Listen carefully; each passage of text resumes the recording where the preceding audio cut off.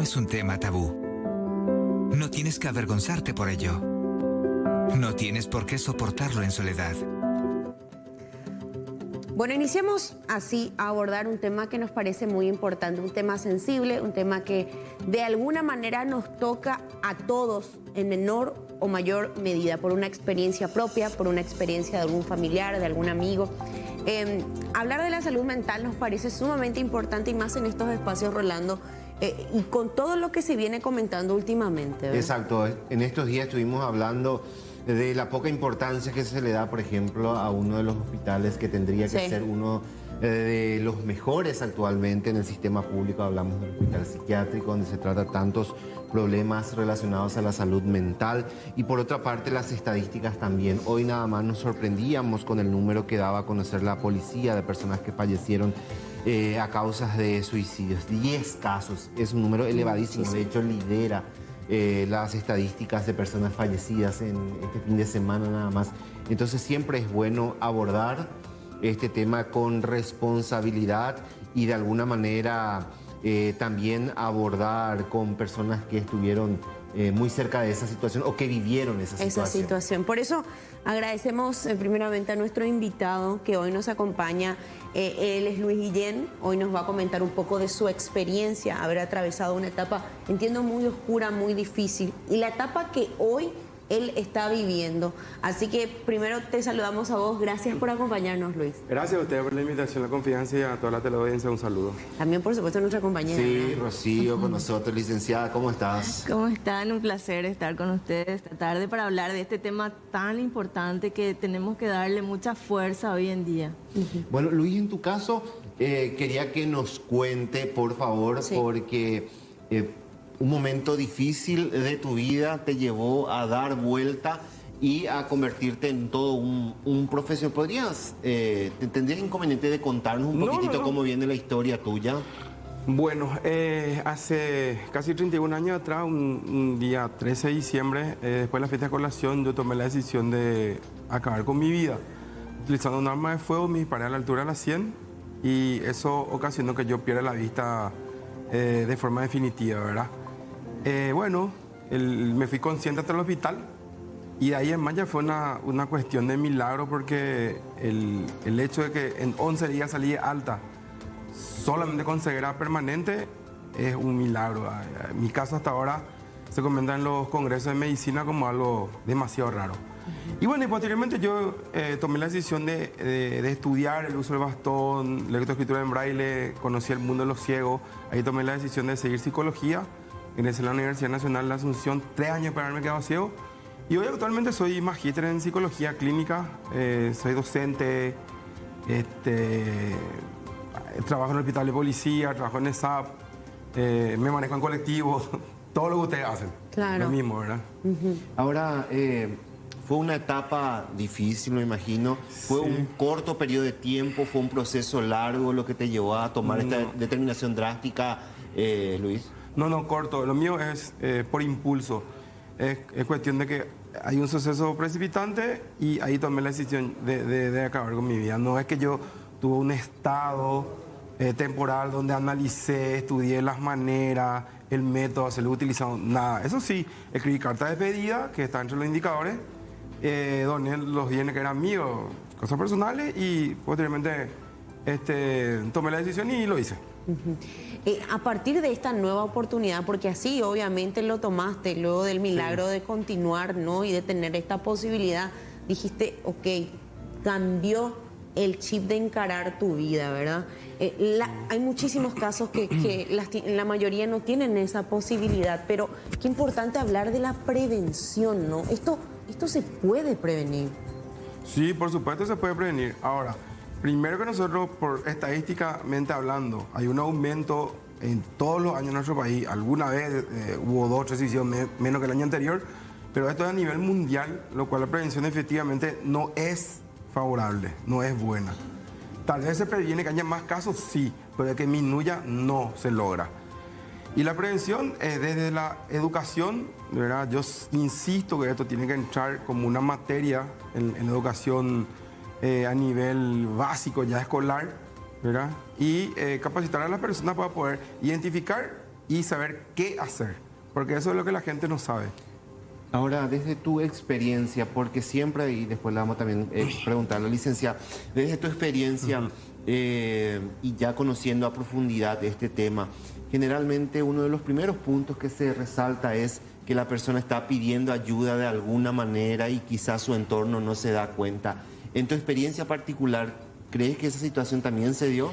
No, pero lo mío fue por impulso. Yo tomé la decisión en cuestión de 1 hora. Ahora, si es más tiempo, sí, porque justamente la persona tiene un cambio conductual. Entre las cosas que pueden suceder son consumo excesivo de alcohol y otras drogas, buscar el arma ser utilizado o comprar, ¿verdad? Se puede hablar de un estado de depresión, tristeza. Le preguntas, porque hay que preguntar. Yo como psicólogo a mi paciente o posible paciente le pregunto, ¿estás feliz con tu vida? ¿No te querés suicidar? Sí. Y ahí las 4 preguntas, ¿por qué, cuándo, cómo y dónde? Para saber el tiempo, el motivo, el lugar y el método que va a utilizar. ¿Verdad? Y las personas que pasan con los padres no creen. Entonces, no, ¿qué va a hacer? No, y le retan. Hay que tener empatía y demostrarle, más a los adolescentes, ¿verdad? Pero a todo en general, que se le comprende, se le va a ayudar y que lo que está expresando es importante para los familiares, ¿verdad? Para el padre, quien la asista en ese momento. Totalmente. Y justamente con respecto a este punto, hablo también con la licenciada. Está la famosa frase como minimizando una situación muy dolorosa por lo que pasa a esta persona y decir, no, pero el que va a hacer nomás, no va a decir, no va a amenazar. Uno escucha eso, pero generalmente en personas adultas, mayores, ¿verdad? Diciendo comentarios como minimizando estos casos. Cuando hay personas que están pidiendo de esta manera ayuda y socorro, yo creo que lo que menos uno debe hacer es minimizar ese dolor, ¿verdad? Claro que sí, porque la gente que toma la determinación de suicidarse, no es que quiere dejar de vivir, lo que no quiere es seguir viviendo con ese sufrimiento, ese dolor que le produce el problema, una situación existencial muchas veces, ese vacío interior, que sobre todo en los jóvenes tenemos que tener en cuenta, porque las estadísticas también hablan de chicos de 15 a 29 años, una franja etaria bastante joven. Y uno dice, ¿por qué una persona llena de vida, con proyectos, está estudiando tal cosa? Los estudiantes de medicina, por ejemplo, hubo un tiempo que estuvieron en una crisis que por suerte las autoridades pudieron sortear y hablar más del tema, ¿verdad? Hacer más contención. Pero muchas veces no se habla del tema y los chicos mismos no quieren hablar de sus problemas, no quieren preocupar. Muchos chicos sí buscan ayuda con un psicólogo, un psiquiatra, ¿verdad? Pero en su entorno se sienten solos o no hay esa confianza necesaria porque, como vos decís, minimizan o estigmatizan también. ¿Qué vas a hablar de eso, verdad? Es como que se quiere tapar. Y lo de Luis, yo resalto algo porque luego vos sos un sobreviviente, sin lugar a dudas. La situación en la que quedaste te pudo empujar más hacia el abismo, pero por el contrario, vos saliste adelante y no todas las personas tienen esa fuerza para salir adelante. Sí, bueno, al principio no, al principio estaba para saltar nuevamente. Durante 6 meses tuve deseo de morir, porque era acostumbrarme a ser ciego. Ahora, cuando pasó los 6 meses, me senté y hablé con mi mamá en ese momento y le dije, bueno, ¿hay o no una posibilidad de recuperar la vista? Me dijo, por ahora no. Y ahí yo tomé la decisión y dije, bueno, listo, para el año que viene, ve a escuela de ciego, todas esas cosas y comencemos de nuevo. Y ahí vino mi proceso de recuperación, de readaptación. No, pues estaba readaptado, o sea, ya estaba adaptado. Yo tenía mi vida normal como si fuera como antes cuando veía. Pero ahí yo tomé la decisión de no hacer un segundo intento. Yo no tenía nada planificado. Yo dije, hasta fin de año muero. Si en fin de año yo no recupero la vista, hago de vuelta. Pero solamente mencioné, no es que planeé. Y sí, es cierto, hay personas que lo reintentan. Yo he hecho mi tesis, ahora de maestría, yo hice sobre ese tema, ¿verdad? Que las personas que pierden la vista tienen una ideación suicida. ¿Verdad? Y también intento. Y ahora no intentan, ciertos pacientes que intentan suicidarse hace 41 años que intentan. O sea, 1 o 2 veces por año. Increíble. O sea, no escapa eso a la realidad. Pero el tema es para que eso no suceda, es lo que tiene que estar la contención de todos los recursos personales y sociales del individuo, su familia, su comunidad. Y en la comunidad hay recursos. En todos lados hay una iglesia, cuerpo de bomberos, comisaría, un hospital público o privado. Casi todo tiene una familia constituida. No será papá, mamá, todo sí, pero tener un familiar que está contigo. Y todos los recursos. ¿Dónde está el problema cuando el joven le pregunta a otro joven qué hacer? ¿Y qué va a saber otra persona de 12, 15 años? ¿Dónde está la solución? Para eso hay que recurrir a una fuente donde la salud mental esté, ¿verdad? Los profesionales de salud mental, así como mencionó el licenciado Rocío, la psicóloga, psiquiatra, neurólogo, todo un equipo. Yo no trabajo solo, yo trabajo con un equipo, porque atacamos la situación o el problema de forma multidisciplinaria. Hay una situación que, perdón, y creo que va para los dos, que a veces hablamos de la boca para afuera, de lo importante que es la salud mental, tenemos que prestar atención a las personas potencialmente vulnerables, pero sin darnos cuenta terminamos con nuestras acciones también empujando a esa persona a una situación complicada o una situación difícil. A veces hablamos mucho, pero finalmente nuestras acciones son distintas. Sí, totalmente de acuerdo, Rodi, porque muchas veces juzgamos, nos burlamos, a veces tomamos la vida con humor, pero no sabemos qué impacto le puede dar a la otra persona, qué sensibilidad o qué vulnerabilidad les puede estar tocando. Entonces es importante que tomemos conciencia que tenemos que buscar ayuda si nos estamos sintiendo mal, si nos estamos sintiendo solos. Y también ver si podemos ayudar en algo a que el mundo de la otra persona no sea tan triste, tan mala, si hay problemas, ayudarnos, ¿verdad? Solidarizarnos un poquito más, empatizar entre todos los paraguayos, porque no es solo de psicólogos, sexólogos o psiquiatras salir de los problemas, sino que todos juntos, papá, mamá, colegio, todo. Hay una situación que se ve este fin de semana, no voy a comentar esto porque vamos a irnos a la pausa y después vamos un poco a charlar sobre esto también. Ella es una atleta del vóley brasileña, ella medallista de oro en varios Juegos Olímpicos. Hablaba constantemente de esto, de la salud mental, de la importancia, del estrés. Ella hablaba todos los días, en todas las entrevistas hablaba de la importancia. Se le notaba una persona muy evoluida en ese aspecto. Pero ¿qué pasó? De un día para el otro ella tomó la decisión de poner punto final a su vida.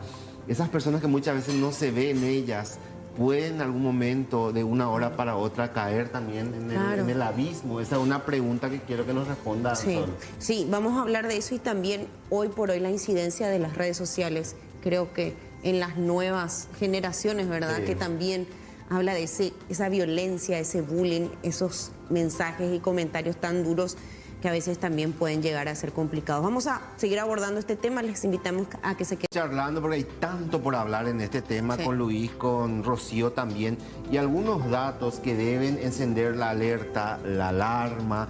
Hablamos de la salud mental, que esto va a ser predominante para de este tiempo para más adelante, y por ejemplo que para el 2027 podíamos llegar a 530 víctimas, hablamos de adultos, y 81 víctimas en lo que respecta al tema niños. Esto tiene que de alguna manera preocuparnos y encender la alerta. Sí, por supuesto. Eso es justamente lo que venimos analizando con los colegas.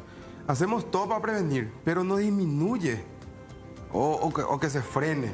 Entonces, algo estamos haciendo mal. Pero esto no es a nivel nacional, es a nivel mundial. Es cierto, las cosas que se hacen tal vez hacen que no se dispare a una mayor velocidad el índice de personas con ideación, con intento y con autodeterminación consumada, ¿verdad? Pero sí, no podemos frenar. En ningún lado se ha conseguido todavía eso. Es ver esos, ¿no? Los mecanismos, herramientas de contención. Yo creo que escuchándoles a ambos hablamos de cuán importante ha sido el acompañamiento de familiares, amigos, especialistas dentro del proceso para al menos disminuir. Yo creo que, licenciada Luis, también, ¿verdad? O sea, ambos coincidirán en ese sentido, ¿no? Así mismo, yo creo que hay que poner de moda el autocuidado, el cuidarnos mutuamente también, ¿verdad? Hay casos de suicidio y ver alrededor la familia, cómo queda. Muchas veces se sienten culpables porque dicen, los amigos dicen, yo hablé por última vez con esta persona y cómo no me dijo lo que sentía, ¿verdad? Porque a veces no tiene problemas aparentes. Es una determinación que sucede en cuestión de horas. Entonces, trabajemos juntos, acompañémonos, no pensando en que nos puede pasar algo, sino evitando, preveniendo, ¿verdad?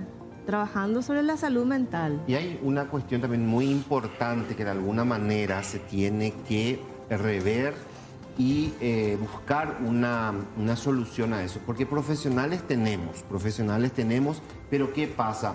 Es que no hay una inversión para la salud pública específicamente, porque hoy día te vas al sector privado y te cuesta dinero marcar una consulta con un profesional del área y no todos tienen condición. Y en los hospitales públicos son muy pocos los profesionales que ahí están abarrotados y la demanda es altísima. Altísima. Aparte de una cosa, Rolando, no todos trabajan suicidio o personas con ideación suicida, porque primero que viene normalmente asociado a una depresión o a algún otro trastorno. Las estadísticas dicen de cada 10, 9 tiene algún trastorno. Antes era 4 de 10, 6 de 10 y fue subiendo. Entonces puede ser que el profesional te trate la depresión, ¿verdad? Pero no la ideación, no sabe. Y ahí, ¿qué pasa? Hace una terapia psiquiátrica, el diagnosticado con depresión mayor, grave, toma antidepresivo y tiene la fuerza de lo que ya vino ideando, que es un suicidio. Tiene la fuerza para cometerlo y lo comete. Y decimos todos, mira, tan bien estaba fulano, qué raro, no puedo creer que se haya suicidado. Y ese es el motivo, ¿verdad? Que es cuando uno más atención debe tener sobre el paciente. No hablo del profesional, hablo de la familia. Entonces, si no conoces, por eso que en un principio, la educación, no conocemos, entonces decimos, no dio señales. Claro que dio. Claro. Son muy pocos los que nos dan. Claro, también no, todos como sociedad, involucrarnos, leer, de alguna manera eso, ¿no? La empatía yo creo que es el punto central o el valor central dentro de todo este proceso de acompañamiento, pero educarnos también nosotros mismos para saber cómo accionar ante estos casos, sin juzgar, sin el dedito juzgador de decir, vos sos muy joven, yo a tu edad hacía tal cosa, yo a tu edad tenía 3 hijos y jamás me... Porque uno escucha esos comentarios y digo que escucha principalmente, y este es mi mensaje para la gente quizás mayor, ¿verdad? Porque hablan la generación de cristal, que no aguanta nada, que no... Son otros tiempos, son otras exposiciones, son otras sensaciones de vulnerabilidad y yo creo que todos debemos trabajar en conjunto para tener una sociedad mucho más empática y educada, porque estamos en otra etapa. O sea, se le diga a la gente que está del otro lado, estamos en otra etapa, señora, señor. No estamos en la misma etapa que usted vivió. Este es otro contexto y estaría bueno que desde esta oportunidad que tenemos todos para ayudar al que está al lado, la podamos agarrar, aceptar y hacer algo bueno por aquel que quizás en este momento está pasando en un momento oscuro y no sabe cómo salir. Exactamente. Simplemente para cerrar por una cuestión de tiempo, también Luis, yo quiero pedirte algún mensaje para la gente que nos está viendo, quizás no esté pasando por un buen momento. ¿Cuál es tu reflexión como sobreviviente principalmente? Porque vos sos la persona más indicada para enviarle un mensaje a toda esa gente. Bueno, no hagan lo que yo hice, busquen ayuda. Porque hay un dicho, dice, nadie muere en su víspera. Y yo intenté en mi víspera y me quedé ciego. Busquen ayuda donde, primero con los familiares, a ellos hay que comunicarles qué está pasando en este momento por tu vida, por tu mente, por cuáles son tus emociones. Vos, familiar, escucharle y no le juzgues. Justamente el ejemplo que dieron recién, que tú mencionaste, Rocío, es eso. Ser empático, hay que contener y ayudar y acompañar a derivar este problema con un profesional de salud mental. En la comunidad público-privado, donde sea, hay.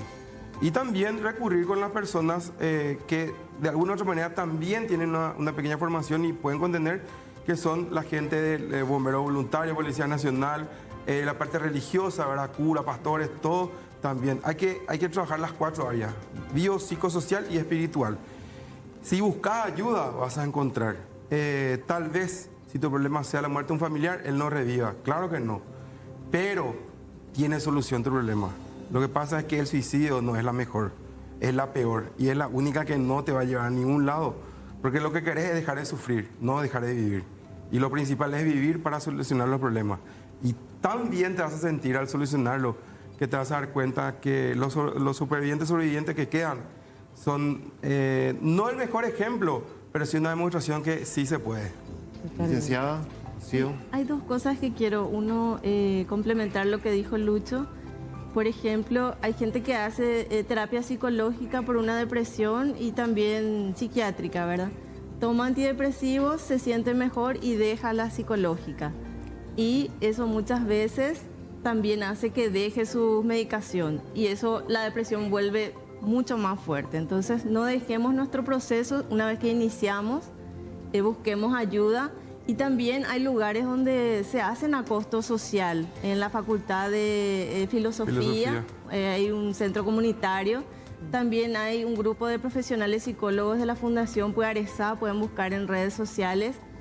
Hacen a un costo simbólico para la gente que quiera consultar. Qué importante saber esto. Sí.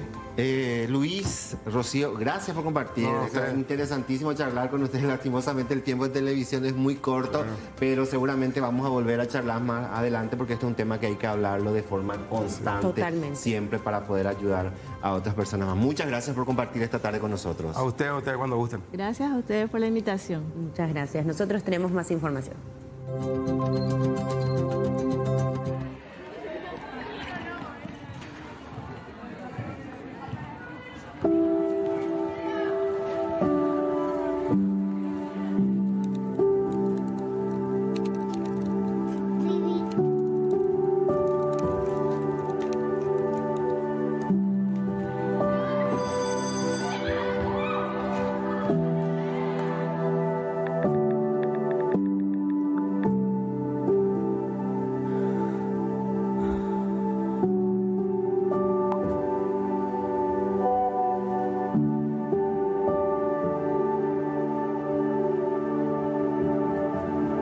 No es un tema tabú.